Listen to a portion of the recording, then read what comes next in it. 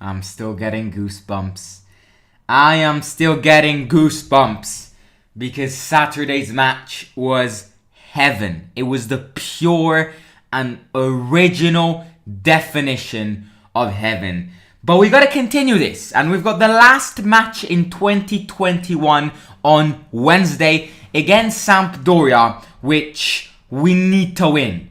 Because after the match against Napoli, I don't know, a small wish towards the Champions League got actually more possible in a way. The fact that Napoli won yesterday against AC Milan doesn't help because they were living a tough moment. But you know, we got back winning a match against a top club, and this is why, you know, I made a small wish to the Champions League. But obviously, to try and think about the Champions League next season, on Wednesday, it's a must win. We cannot lose any more points against small clubs. Now, Sampdoria, that we'll examine them during this live stream. We'll talk about the match. Then we'll talk about their opponents, and then I'm going to give my predicted 11.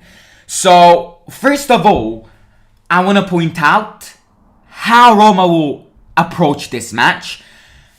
The stadium is, you know, it's full. The stadium is full, and that will help a lot with the morale and everything. Because, you know, the fans, obviously, after the performance Roma just played against Atalanta, they had to go to the stadium on Wednesday. And out of those, 60,000 at the stadium, I will be there. 20 euros for 2 tickets on Wednesday against Sampdoria. Get me in there right now. On Wednesday, stadium vlog will go out. No live watch along. So that'll be interesting as a gift for you before Christmas. But what I think is that the fact that the stadium is full obviously is a boost for Mourinho, for the players, for everyone. It's absolutely great. But Roma will approach Wednesday's match with, once again, as all us Roma fans have a small wish towards the Champions League after the match against Atalanta, the AS Roma players will as well. Because they know that, you know, if they start beating top clubs, then the Champions League is theirs. They just need to not waste points and lose points against small clubs and collect points against big clubs. Roma did it against Atalanta, and the players are going to step up on Wednesday with their mind saying, okay, if I win today, things are looking good. I want to conclude the year the best way possible. You know, 2020 has been a bullshit year when it comes to the entire population, society. We've been locked at home. It hasn't been a great year for Roma. We got at 7th in the Europa Conference League. The players deserve more. But, you know, Mourinho came. You know, we had the ups and downs.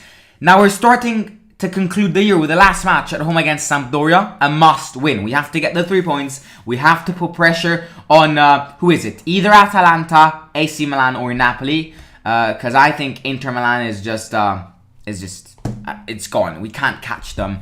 But you know, we gotta maintain Juventus for a part, and then we can win. So the players are gonna get on the pitch on Wednesday. Great. They possibly could not have been a better match to play and a better momentum to play in after the match against Atalanta. Because no one would have ever predicted Roma to win in Bergamo against Atalanta, but especially no one would have predicted Roma scoring 4 goals. So the players just wanna Control-C, Control-V that, copy it again, do it again, and they will play an amazing match.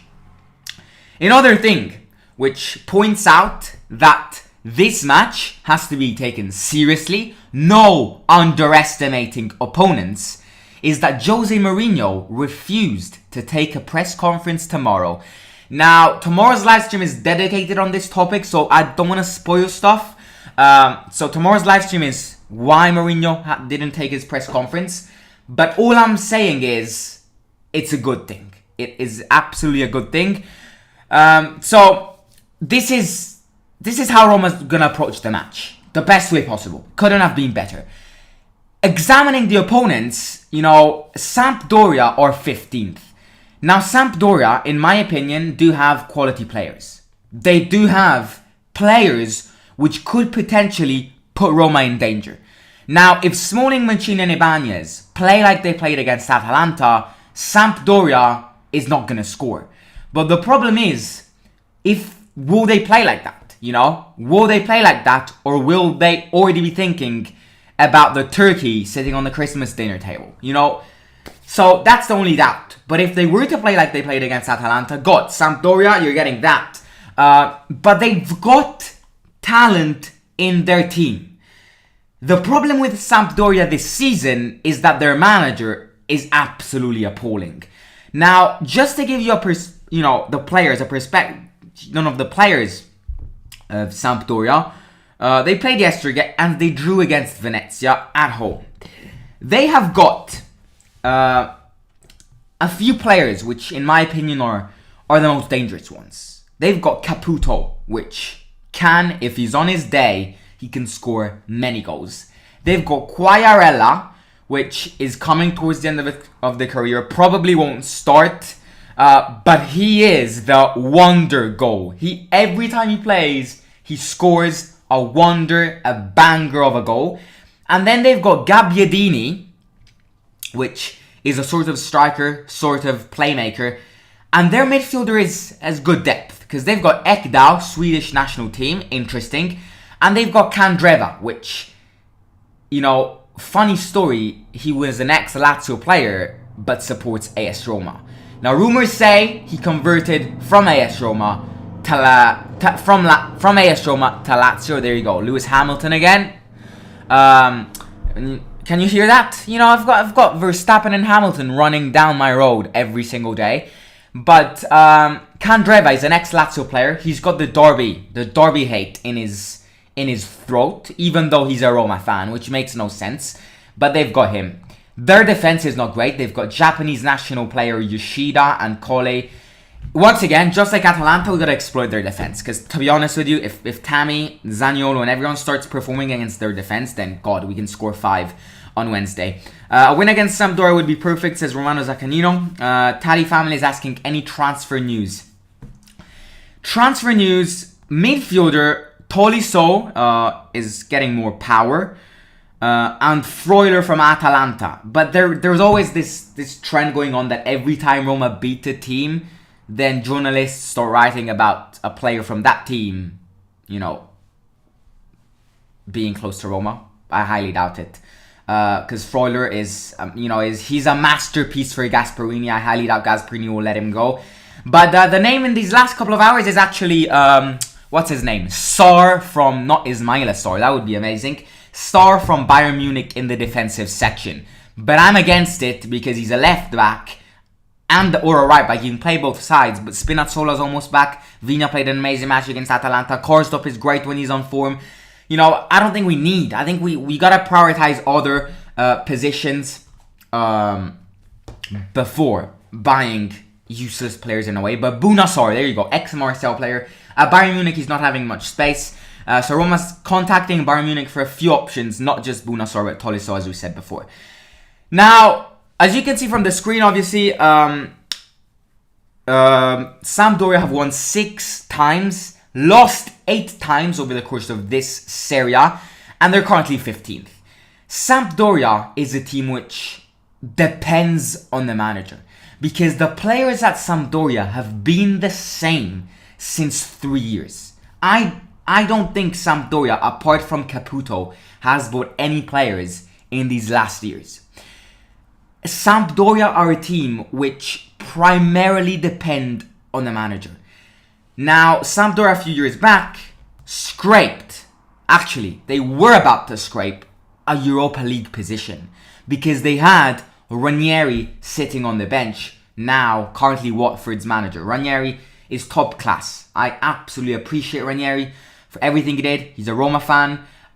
So Ranieri almost brought Sampdoria in a Europa League position. Now they've got this guy called D'Aversa, and I'm not saying they're fighting for relegation. They're a team which will never get relegated, but be careful, because 15th place is, I wouldn't say it's close by, because some teams are absolutely ridiculous this season. Like Cagliari is ridiculous.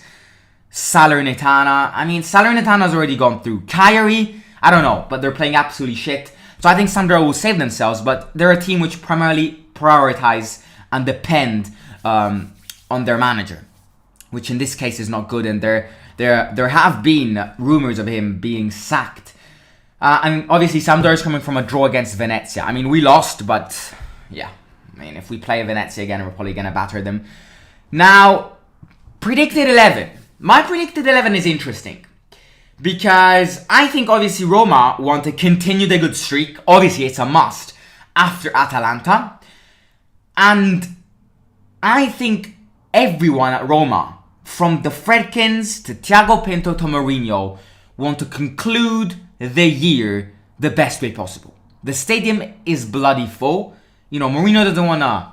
He wants to impress everyone. You know, he wants to give a sense that the victory against Atalanta is a good refresher, is a good start to think about 2022. Because their first 2 games in the Serie A in 2022 are AC Milan and Juventus. So, you know, up the boys. So obviously Mourinho wants to conclude the best way possible. And this is what I think, my prediction is this. If Mancini, Smalling and Ibanez play like they always play, and as I said before, don't start thinking about Christmas dinner on Wednesday, I think we'll absolutely batter them. And I think we can seriously score 4 against them, because their defense is shit if we exploit it. But the problem is, you know, will they be concentrated? Because that's the problem. I think they will. I'm going 3-0 Roma. I think Tammy will score again, continuing to grind. I think Zaniolo will score again. You know, who knows? It's interesting, to be honest with you. Because it's actually very interesting. I don't think we'll concede. Like, trust me, if Smalling, Ibanez and Mancini play well, we will not concede. And their defense, we gotta exploit it. Tammy can score. Tammy can score more than 1, to be honest with you. You know, Tammy's grinding more and more every day. So a goal wouldn't surprise me. Zaniolo's back scoring. He's playing well with Abraham. And also, a fun thing is that El Shaarawy, I saw a video on the AS Roma YouTube channel, and El Shaarawy was actually training with the entire team. So El Shaarawy's back for this match. I'm not sure if he'll start. But moving on to my predicted 11, basically what I'm trying to say is that Mourinho will play the best players, because he doesn't want to risk anything. He wants to conclude the year the best way possible. So I think we will play with 3 defenders at the back.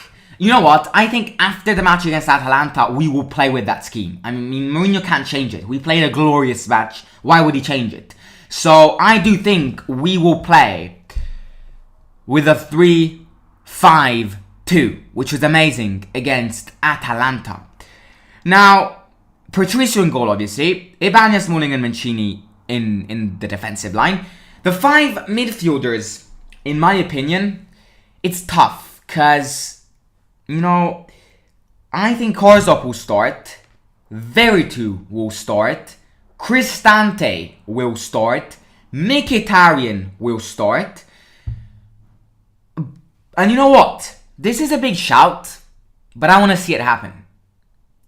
Because I've been to the stadium 2 times this year, as you saw from the vlogs, and I've never seen Felix play. I want Felix to start tomorrow. If he starts tomorrow, he'll score. I think Vina will rest. This means Felix will go up and down. He's fast, he can do it. He needs to attack and defend. Felix will play tomorrow. And Abraham and Zaniolo up front. So it's basically the same lineup against Atalanta, but just a few changes. The only change is I'm going to put Felix in for Vina, who might need a rest. Something I want to point out is that this match could easily be a match where we score many goals in the space of, 45 minutes. And then I want to see academy players on. I want to see players rest. I want to see Bove on. I want to see Maisan Diaye on. I want to see Diawara back in it. I want to see Darboy. I want to see Calafiori. You know, this match is one of those matches where if we score, 3 goals in the first 45 minutes, God, put the academy players in. Because they need a chance as well. Players need to rest. I know it's almost Christmas. But, you know, as I repeat, we've got AC Milan and Juventus, the first and second match of the second round in 2022, starting the 6th of January. So, it's going to be interesting. But I'm going to put Felix in. My score prediction, as I said, is 3-0. And yeah, ladies and gentlemen, this is basically it. As I said at the start, I will not be live on Wednesday because I'm going to the stadium. 20 euros for 2 tickets 2 days before Christmas. Get me in the stadium right now. So stadium vlog will go out later that evening. Match starts at 6:30. So it's gonna be a late video, but stay tuned. It will happen just like every time. I'll try my best. And yeah, lads, if you're new here, please subscribe. Bottom right hand corner, we're getting closer and closer to 2,000 subscribers. If you can share the link with your family, with your friends, with your sister, with your dad, with your mom, with your dog, with your cat, it would be absolutely amazing. Subscribe if you're new. Like this live stream as soon as it becomes a video. Follow me here on Instagram at @lowerscore, the Simon Show, and subscribe to my second channel. Link is in the description below. Right, I'm gonna read a few comments and then I'm gonna end it. Jose shouldn't keep players who aren't worth, kick out lazy players and bring players who aren't social media stars. This match is host and win. Finally my first time in your live. Welcome, mate. Simon win this game. Felix can start cup matches. We've already dropped too many points in the league to take risks. But the question is it a risk? Because Felix, in my opinion, can be even better than Vina. I mean, Felix is definitely more attacking, obviously. I get your point.